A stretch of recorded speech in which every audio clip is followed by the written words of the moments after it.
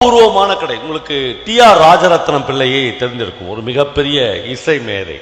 நான் ஏற்கனவே ஒரு மேடையில் கூட சொல்லியிருக்கிறேன். ராஜரத்னம் பிள்ளைக்கு பத்மபூஷன் விருது கொடுத்தார்கள், ஜனாதிபதி விருது கொடுத்தார்கள். ராஜரத்னம் பிள்ளை ஜனாதிபதி விருது வாங்கி கொண்டு வெளியே வருகிற போது நிருபர்கள் எல்லாம் அவரை சூழ்ந்து கொண்டு, இந்த நிமிடத்தை எப்படி உணர்கிறீர்கள் ஐயா என்று கேட்டார்கள். ராஜரத்னம் பிள்ளை ஒன்றும் உணரல, ஜனாதிபதி விருது கொடுத்தாரு, நான் வாங்கி வந்துட்டேன் அப்படின்னு ரொம்ப சாதாரணமாக சொன்னார். சார் இதை விட என்ன சார் வேணும் அப்படின்னார். அவர் சொன்னார், இல்லை சார் நான் பொதுவாக மேடைகளில் தான் இசை கச்சேரி பண்ணுவேன், ரோட்டில் வாசிக்க மாட்டேன். இந்த பொண்ணு அழைப்புக்கெல்லாம் நாதஸ்வரம் வாசிப்பாங்கள்ல, அந்த மாதிரி எந்த நிகழ்ச்சிக்கும் வாசித்ததே இல்லை. ஒரே ஒரு நிகழ்ச்சிக்கு என்னுடைய நண்பர்களுடைய மகள் கல்யாணத்துக்காக நான் வாசித்தேன், ரோட்லேயே வாசிக்கிறதுக்கு ஒத்துக்கினேன். ஒரு பெண் அழைப்பு ஊர்வலத்தை எதிர்கொண்டு நான் வாசித்துன்னு போகிறேன். உங்களில் என் வயசை ஒட்டினவர்கள் பார்த்திருப்பீர்கள், அப்போல்லாம் பொண்ணு அழைப்பு நடந்தால் பெட்ரமாஸ் லைட்டை சுமப்பதற்கென்று சில வேலையாட்கள் வருவார்கள். பெரும்பாலும் அவர்கள் குருவிக்காரர்களாக இருப்பார்கள். பல ஊரில் இருக்கிற நாடோடிகள் குருவிக்காரர்கள் அந்த வேலைக்கு, அவங்களுக்கு பெருசாக சம்பளம்லாம் கிடையாது. நீங்கள் முடிச்சுட்டு அந்த கல்யாண மண்டபத்தில் கொடுக்குற கொஞ்சம் சோறு சாப்பிட்டு போயிடுவாங்க, அவ்வளோதான். இல்லை ஒரு 5 ரூபா 10 ரூபா கொடுத்துருக்கலாம். ராஜரத்னம் பிள்ளையினுடைய முகத்தின் மேலே பெட்ரமாஸ் லைட் படுற மாதிரி ஒரு குருவிக்காரர் தலையில் ஒரு பெட்ரமாஸ் லைட்டை சுமக்கிறார். இவர் வாசத்துக்குனே வருகிறார். ஒரு இடத்தில் வந்த உடனே ராஜரத்னம் பிள்ளை உச்சத்தில் போய் தன்னுடைய அந்த நாதஸ்வரத்தை வானத்தை நோக்கி காமிச்சு உச்சத்தில் வாசிக்கிறாரு. இந்த குருவிக்காரரு சபாஷ் சாமி அப்படின்னு கை தட்டுறாரு. பெட்ரமாஸ் லைட் விழுந்து உடஞ்சிச்சு. இப்போ ராஜரத்னம் பிள்ளை ஜனாதிபதி மாளிகையில் வைத்து நிருபர்கிட்ட சொல்கிறாரு, அவன் தான் சார் என் பாட்டை கேட்டுட்டு எனக்கு பரிசு கொடுத்தவன். ஜனாதிபதி யாரோ 4 ஐஏஎஸ் ஆஃபீஸர் சொல்லியிருப்பாங்க, இந்த கேடரில் யாருக்கு கொடுக்கலான்னு தமிழ்நாட்டில் ராஜரத்னம் பிள்ளைன்னு ஒருத்தருக்கிறார், அவரை போட்டு ஃபில்லப் பண்ணு அப்படின்னு சொல்லுவாங்க. அதனால் அவன் கொடுத்த பரிசு தான் எனக்கு ரொம்ப முக்கியமான பரிசாக கருதுகிறேன். இவர் யாரோ சொன்னதை கேட்டு என் பேரை சேர்த்துக்கிறாரு, இது எனக்கு பெரிய சிலிப்பாக இல்லை. ரொம்ப அந்த கலைஞர்களுக்கே உரிய கர்வத்தோடு இருந்தவர். பல கதைகள் ராஜரத்னம் பிள்ளையை பற்றி சொல்வார். திருச்சிக்கு பக்கத்தில் அவருடைய வீடு வர இடத்துல ட்ரெயினில் போனார்னா அபாய சங்கிலியை பிடிச்சி இழுத்துருவாராம். இழுத்துனே ட்ரெயின் நின்றோம், எதுக்கு நின்றுச்சுன்னு தெரியாது, இறங்கி வீட்டுக்கு போய்ட்டு வரான். என்னாச்சுன்னா 500 ரூபா ஃபைன் கட்டல, 500 ரூபா கட்டிட்டு வந்துருப்பான்றாராம். அந்த மாதிரியான ஒரு கலைஞன்.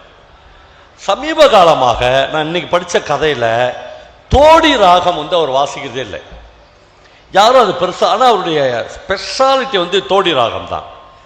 அப்போது காரைக்குடியில் நடக்கிற ஒரு இசை நிகழ்ச்சி, 3 நாள் இசை நிகழ்ச்சி. அது ரசிகர்களாக அவருக்கு பிட்டு சீட்டு கொடுத்து, ஐயா தோடி ராகம் வாசிங்க என்று கேட்கிறார்கள்.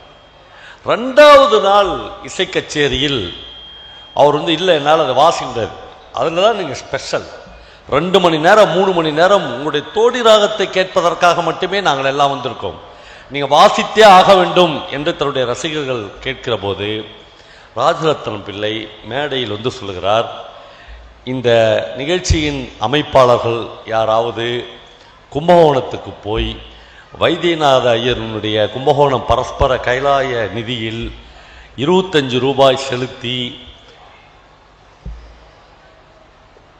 ஒரு ரசீதி வாங்கி கொண்டு வாருங்கள், அதற்கு பிறகு நாளை கச்சேரியில் நான் தோடி ராகம் வாசிக்கிறேன் என்று சொல்கிறார். யாருக்கும் ஒன்றும் புரியவில்லை.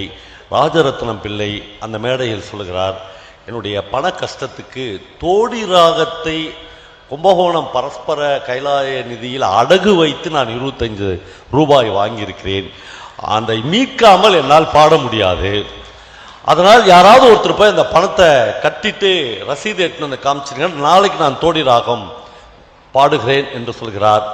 உடனே செட்டியார் அந்த நிகழ்ச்சி அரேஞ்ச் பண்ண செட்டியார் வைத்தியநாத ஐயர்கிட்ட அனுப்பிச்சு 25 ரூபாய் கட்டி ரசீது வாங்கி கொடுத்த உடனே அடுத்த நாள் அந்த அரங்கமே வேந்து போகிற அளவுக்கு 3 மணி நேரம் அவர் அந்த ரசிகர்களை உச்சத்திற்கு கொண்டு போய் வைத்து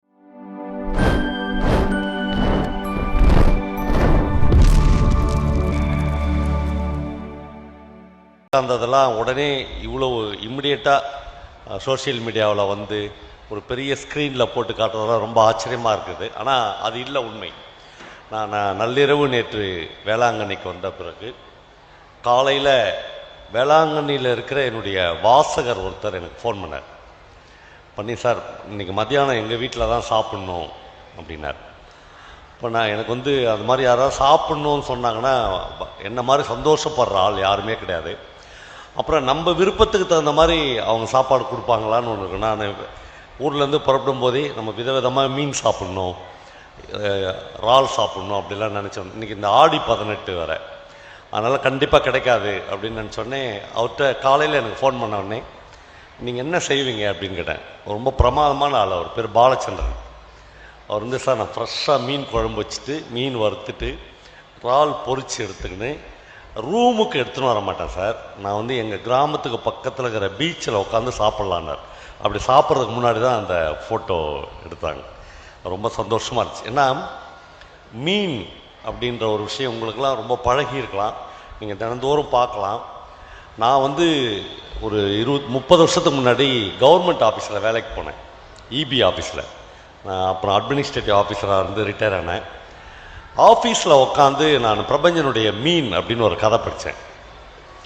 நான் வந்து வாழ்க்கையில் மீன் பற்றி நீங்கள் கண்டிப்பாக அந்த கதை நான் சொல்கிற கதைகளை படிக்கணுன்றதுக்காக மட்டும்தான் சொல்கிறேன், கதை சொல்ல. நான் அந்த கதை படித்த உடனே 12:30 மணிக்கு கதை படித்தேன். 1 மணிக்குள்ளே அப்போ சைக்கிள் வச்சுருந்தேன். அவசர அவசரமாக எங்கள் வீட்டுக்கு வந்து என் ஒய்ஃப்கிட்ட சொன்னேன். அப்போ தான் கல்யாணம் ஆன புதுசு எனக்கு. மீன் குழம்பு மீன் வறுவல் வைக்காமல் இன்றைக்கி என்னால் சாப்பிட முடியாதுன்னு. 1 மணிக்கு கேட்டால் எங்கே கிடைக்கணும், அது எங்கேயாவது கிடைக்கட்டும், ஆனால் மீன் இல்லாத இன்றைக்கி என்னால் சாப்பிட முடியாதுன்னு. ஏன்னா அவ்வளவு டெம்டேஷனை அந்த கதை வந்து எனக்கு உருவாக்கி கொடுச்சு. பாவக்காயில் வந்து இறாலை போட்டு வதக்கணும் அப்படின்றத பிரபஞ்சம் தான் எனக்கு முதல் சொல்லி கொடுத்தார். எந்தெந்த முருங்கைக்காயை எந்த மீனில் போட்டு செஞ்சால் அது எவ்வளோ பிரமாதமாக இருக்கும் அப்படின்லாம் அந்த கதையை முழுக்க இருக்கும். அப்போ நான் பிரபஞ்சன்ட்ட ஒரு தட்டி நேராக கேட்டேன், சார் நீங்கள் அவர் பாண்டிச்சேரி பேசிக்கலாம் சார், மீன் வந்து உங்களுக்கு அவ்வளோ முக்கியமான விஷயமான. அப்போ அவர் சொன்னார், சார் எங்கள் வீட்டில் மாதத்துக்கு எத்தனை நாள் சார் அப்படின்னு கேட்டாருங்க. 31 நாள். 30 நாள் மீன் குழம்பு தான் சார், ஒரு நாள் கூட சைவமே கிடையாது. என்னைக்காவது மாற்றி அமாவாசை அன்னைக்கு எங்கள் வீட்டில் முருங்கைக்கீரை முருங்கைக்காலாம் போட்டு சைவம் செய்வாங்க. எங்கள் அப்பா வந்து மதியானம் சாப்பிட்றதுக்கு முன்னாடி ஐயோ கை வலிக்குது, கால் வலிக்குது, ஐயோ இடுப்பு வலிக்குதுன்னு புலம்ப ஆரம்பிச்சிருவார். எங்கள் அம்மா வந்து ஒரு 3 மணி போல் ஒரு பைய எடுத்துக்கின்னு சுதும்பு மீன் அப்படின்னு ஒரு மீன் இருக்கும், அந்த மீன் வாங்கின்னு வர போகிறாங்க. எல்லாமே கூறு கட்டி வச்சுருக்கோம், 10 ரூபாய் 20 ரூபாய் கிடைக்கும். வாங்கின்னு வந்து நீங்கள் நல்லா கவனிக்கணும் சார், குழம்புல மீனை போட்டோடனே ஒரு கை கால் வலிலாம் சரியாயிடும் சார்.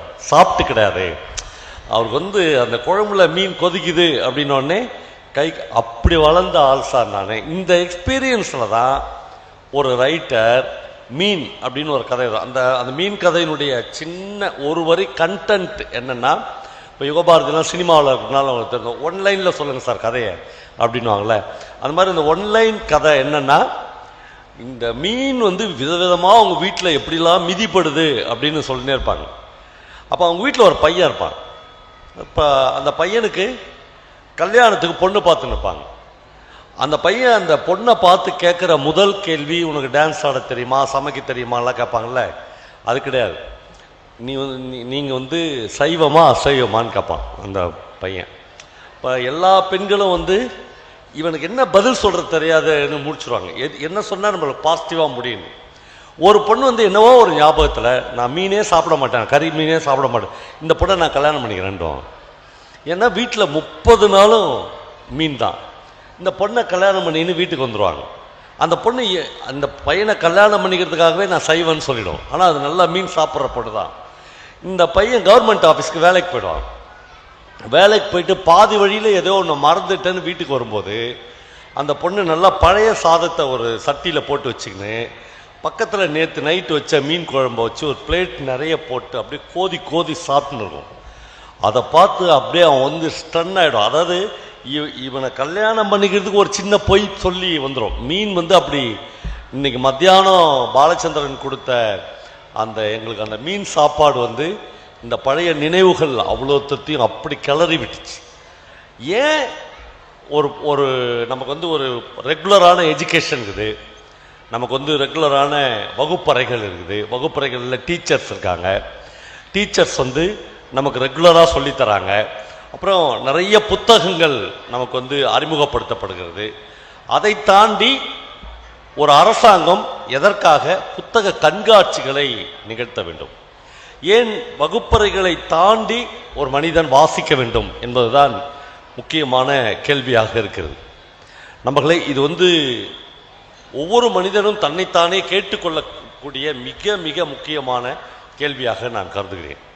நான் வந்து இந்த வகுப்பறைகளுக்கு வெளியே இருக்கிற புத்தகங்களை படித்து வளர்ந்த ஒரு பையன். கிட்டத்தட்ட இந்த மேடையில் எந்தெந்த துறையிலிருந்தோ அறிமுகப்படுத்தப்படுகிற யுகபாரதியாக இருக்கட்டும், ஸ்ரீகாந்த் தேவாவாக இருக்கட்டும், யாராக இருந்தாலும் இந்த ரெகுலராக புத்தகத்தை படித்து ஒரு ஐஏஎஸ் ஐபிஎஸ் அல்லது சார் மாதிரி டிஆர்ஓவா ஆர்டிஓவாக ஆகி ஒரு அரசின் உயர்ந்த பொறுப்புகளுக்கு போய் அதிகாரத்தின் உச்சத்துக்கு போய் அவர்கள் ஒரு நாள் ஓய்வு பெற்று விடலாம். ஆனால் அதிலிருந்து சின்ன வயதிலேயே வகுப்பறைகளிலிருந்து விலகி வேறு மாதிரியான ஒரு வாசிப்பை கையில் எடுக்கிற பிள்ளைகளை இந்த உலகம் உற்று நோக்குகிறது. அவர்கள் கலைஞர்கள் என்று அழைக்கப்படுகிறார்கள், எழுத்தாளர்கள் என்று போற்றப்படுகிறார்கள். ஒரு சமூகம் ஒரு எழுத்தாளன் என்பவனை முன்மாதிரியாக கொண்ட சமூகமே இந்த உலகத்தில் மிக உயர்ந்த சமூகமாக கருதப்படுகிறது. நம்பர்களே, இந்த உலகில் இருக்கிற எல்லா பதவிகளிலும் எல்லா இடத்திலும் இருந்தும் ஒரு எழுத்தாளன் ஒரு இன்ச் மேலே நிற்கிறான். ஏனென்றால் அவன் மட்டும்தான் நீங்கள் பார்த்த ஒன்றை, நான் பார்த்த ஒன்றை எழுதி அதை பதிவாக்கி அடுத்த தலைமுறைக்கு கொடுத்து விட்டு போகிறான், அடுத்த தலைமுறைக்கு சேர்த்து விட்டு போகிறான்.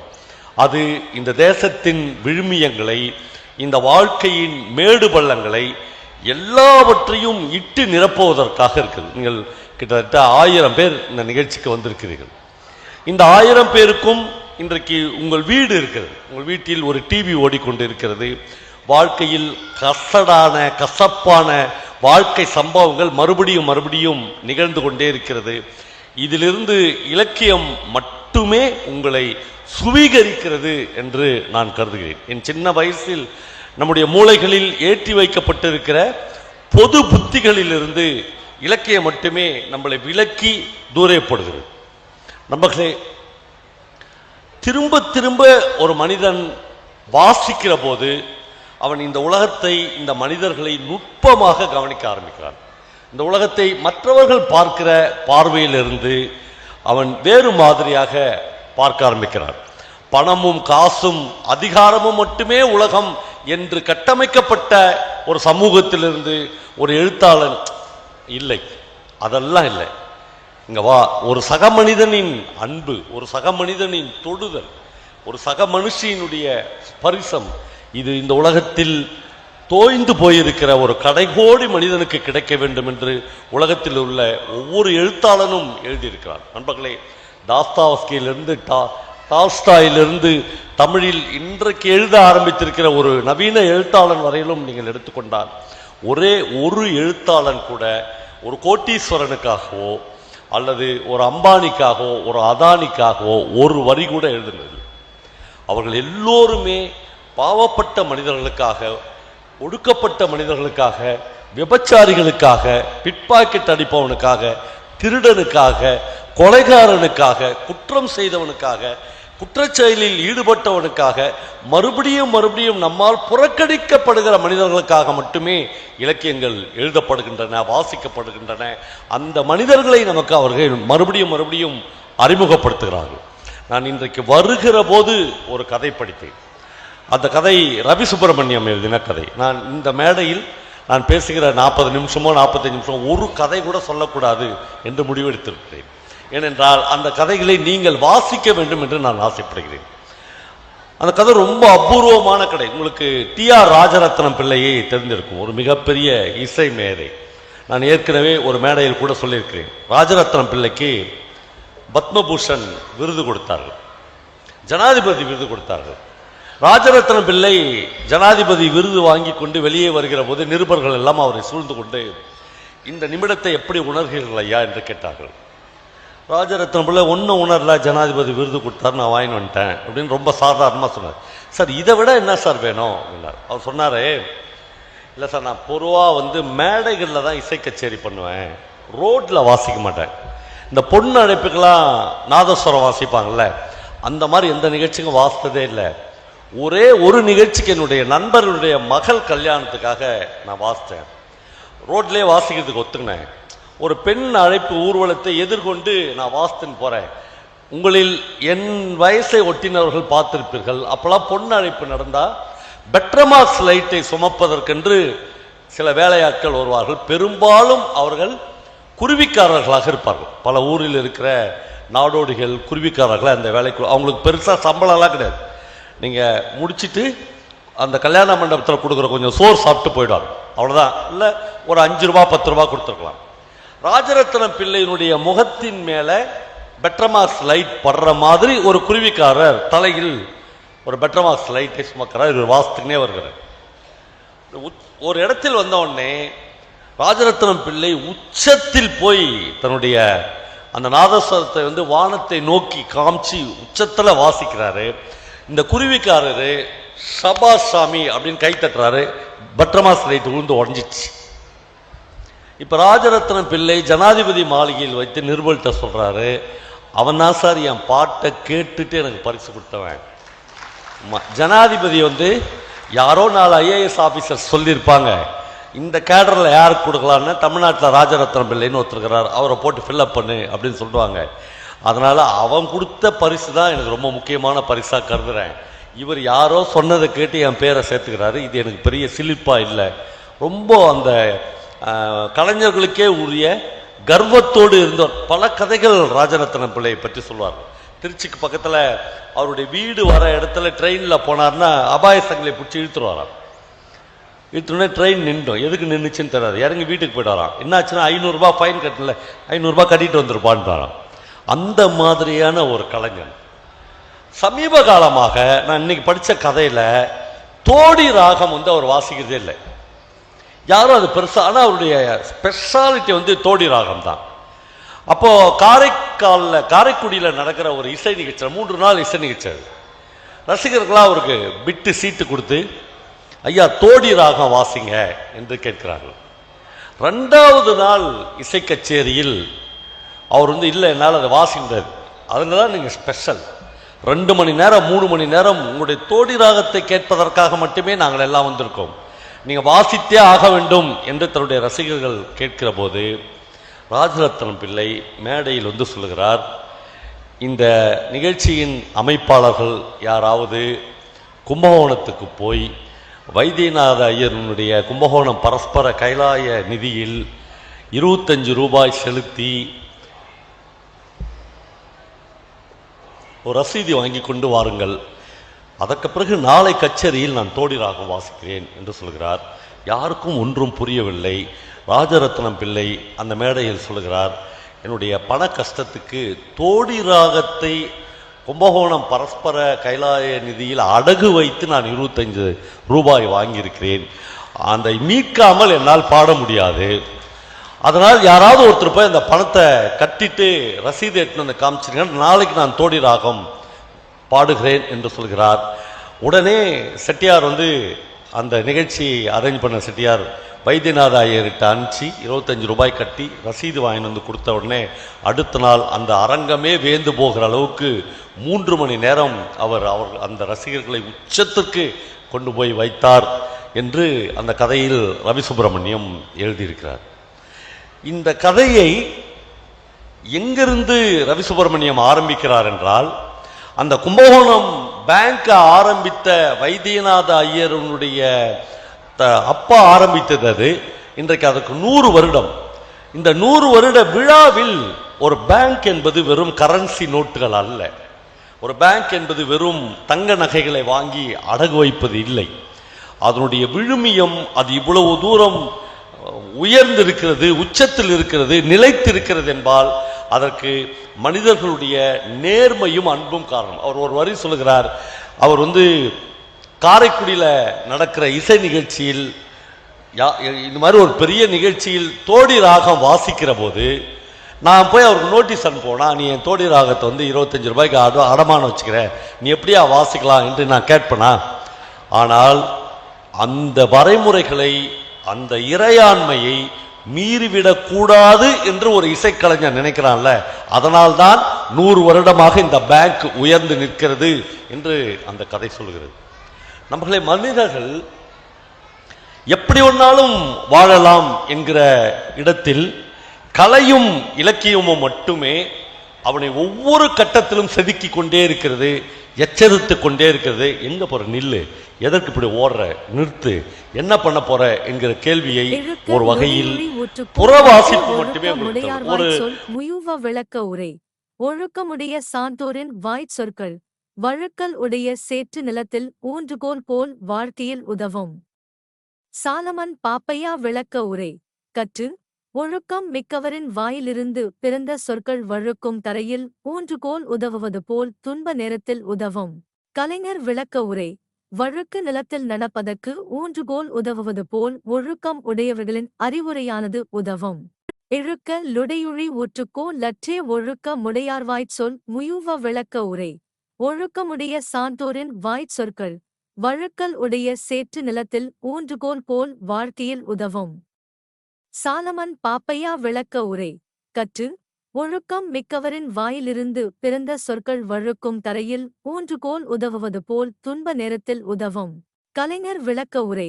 வழுக்கு நிலத்தில் நடப்பதற்கு ஊன்றுகோல் உதவுவது போல் ஒழுக்கம் உடையவர்களின் அறிவுரையானது உதவும். இழுக்க லுடையுழி ஊற்றுக்கோ லற்றே ஒழுக்க முடையார்வாய்ச் சொல் முயுவ விளக்க உரை. ஒழுக்கமுடைய சான்றோரின் வாய்ச் சொற்கள் வழுக்கல் உடைய சேற்று நிலத்தில் ஊன்றுகோல் போல் வாழ்க்கையில் உதவும். சாலமன் பாப்பையா விளக்க உரை. கற்று ஒழுக்கம் மிக்கவரின் வாயிலிருந்து பிறந்த சொற்கள் வழுக்கும் தரையில் ஊன்றுகோல் உதவுவது போல் துன்ப நேரத்தில் உதவும். கலைஞர் விளக்க உரை. வழுக்கு நிலத்தில் நடப்பதற்கு ஊன்றுகோல் உதவுவது போல் ஒழுக்கம் உடையவர்களின் அறிவுரையானது உதவும். இழுக்க லுடையுழி ஊற்றுக்கோ லற்றே ஒழுக்க முடையார்வாய்ச் சொல் முயுவ விளக்க உரை. ஒழுக்கமுடைய சான்றோரின் வாய்ச் சொற்கள் வழுக்கல் உடைய சேற்று நிலத்தில் ஊன்றுகோல் போல் வாழ்க்கையில் உதவும். சாலமன் பாப்பையா விளக்க உரை. கற்று ஒழுக்கம் மிக்கவரின் வாயிலிருந்து பிறந்த சொற்கள் வழுக்கும் தரையில் ஊன்றுகோல் உதவுவது போல் துன்ப நேரத்தில் உதவும். கலைஞர் விளக்க உரை. வழுக்கு நிலத்தில் நடப்பதற்கு ஊன்றுகோல் உதவுவது போல் ஒழுக்கம் உடையவர்களின் அறிவுரையானது உதவும். இழுக்க லுடையுழி ஊற்றுக்கோ லற்றே ஒழுக்க முடையார்வாய்ச் சொல் முயுவ விளக்க உரை. ஒழுக்கமுடைய சான்றோரின் வாய்ச் சொற்கள் வழுக்கல் உடைய சேற்று நிலத்தில் ஊன்றுகோல் போல் வாழ்க்கையில் உதவும். சாலமன் பாப்பையா விளக்க உரை. கற்று ஒழுக்கம் மிக்கவரின் வாயிலிருந்து பிறந்த சொற்கள் வழுக்கும் தரையில் ஊன்றுகோல் உதவுவது போல் துன்ப நேரத்தில் உதவும். கலைஞர் விளக்க உரை. வழுக்கு நிலத்தில் நடப்பதற்கு ஊன்றுகோல் உதவுவது போல் ஒழுக்கம் உடையவர்களின் அறிவுரையானது உதவும். இழுக்க லுடையுழி ஊற்றுக்கோ லற்றே ஒழுக்க முடையார்வாய்ச் சொல் முயுவ விளக்க உரை. ஒழுக்கமுடைய சான்றோரின் வாய்ச் சொற்கள் வழுக்கல் உடைய சேற்று நிலத்தில் ஊன்றுகோல் போல் வாழ்க்கையில் உதவும். சாலமன் பாப்பையா விளக்க உரை. கற்று ஒழுக்கம் மிக்கவரின் வாயிலிருந்து பிறந்த சொற்கள் வழுக்கும் தரையில் ஊன்றுகோல் உதவுவது போல் துன்ப நேரத்தில் உதவும். கலைஞர் விளக்க உரை. வழுக்கு நிலத்தில் நடப்பதற்கு ஊன்றுகோல் உதவுவது போல் ஒழுக்கம் உடையவர்களின் அறிவுரையானது உதவும். இழுக்க லுடையுழி ஊற்றுக்கோ லற்றே ஒழுக்க முடையார்வாய்ச் சொல் முயுவ விளக்க உரை. ஒழுக்கமுடைய சான்றோரின் வாய்ச் சொற்கள் வழுக்கல் உடைய சேற்று நிலத்தில் ஊன்றுகோல் போல் வாழ்க்கையில் உதவும். சாலமன் பாப்பையா விளக்க உரை. கற்று ஒழுக்கம் மிக்கவரின் வாயிலிருந்து பிறந்த சொற்கள் வழுக்கும் தரையில் ஊன்றுகோல் உதவுவது போல் துன்ப நேரத்தில் உதவும். கலைஞர் விளக்க உரை. வழுக்கு நிலத்தில் நடப்பதற்கு ஊன்றுகோல் உதவுவது போல் ஒழுக்கம் உடையவர்களின் அறிவுரையானது உதவும். இழுக்க லுடையுழி ஊற்றுக்கோ லற்றே ஒழுக்க முடையார்வாய்ச் சொல் முயுவ விளக்க உரை. ஒழுக்கமுடைய சான்றோரின் வாய்ச் சொற்கள் வழுக்கல் உடைய சேற்று நிலத்தில் ஊன்றுகோல் போல் வாழ்க்கையில் உதவும். சாலமன் பாப்பையா விளக்க உரை. கற்று ஒழுக்கம் மிக்கவரின் வாயிலிருந்து பிறந்த சொற்கள் வழுக்கும் தரையில் ஊன்றுகோல் உதவுவது போல் துன்ப நேரத்தில் உதவும். கலைஞர் விளக்க உரை. வழுக்கு நிலத்தில் நடப்பதற்கு ஊன்றுகோல் உதவுவது போல் ஒழுக்கம் உடையவர்களின் அறிவுரையானது உதவும். இழுக்க லுடையுழி ஊற்றுக்கோ லற்றே ஒழுக்க முடையார்வாய்ச் சொல் முயுவ விளக்க உரை. ஒழுக்கமுடைய சான்றோரின் வாய்ச் சொற்கள் வழுக்கல் உடைய சேற்று நிலத்தில் ஊன்றுகோல் போல் வாழ்க்கையில் உதவும். சாலமன் பாப்பையா விளக்க உரை. கற்று ஒழுக்கம் மிக்கவரின் வாயிலிருந்து பிறந்த சொற்கள் வழுக்கும் தரையில் ஊன்றுகோல் உதவுவது போல் துன்ப நேரத்தில் உதவும். கலைஞர் விளக்க உரை. வழுக்கு நிலத்தில் நடப்பதற்கு ஊன்றுகோல் உதவுவது போல் ஒழுக்கம் உடையவர்களின் அறிவுரையானது உதவும். இழுக்க லுடையுழி ஊற்றுக்கோ லற்றே ஒழுக்க முடையார்வாய்ச் சொல் முயூவ விளக்க உரை. ஒழுக்கமுடைய சான்றோரின் வாய்ச் சொற்கள் வழுக்கல் உடைய சேற்று நிலத்தில் ஊன்றுகோல் போல் வாழ்க்கையில் உதவும். சாலமன் பாப்பையா விளக்க உரை. கற்று ஒழுக்கம் மிக்கவரின் வாயிலிருந்து பிறந்த சொற்கள் வழுக்கும் தரையில் ஊன்றுகோல் உதவுவது போல் துன்ப நேரத்தில் உதவும். கலைஞர் விளக்க உரை. வழுக்கு நிலத்தில் நடப்பதற்கு ஊன்றுகோல் உதவுவது போல் ஒழுக்கம் உடையவர்களின் அறிவுரையானது உதவும்.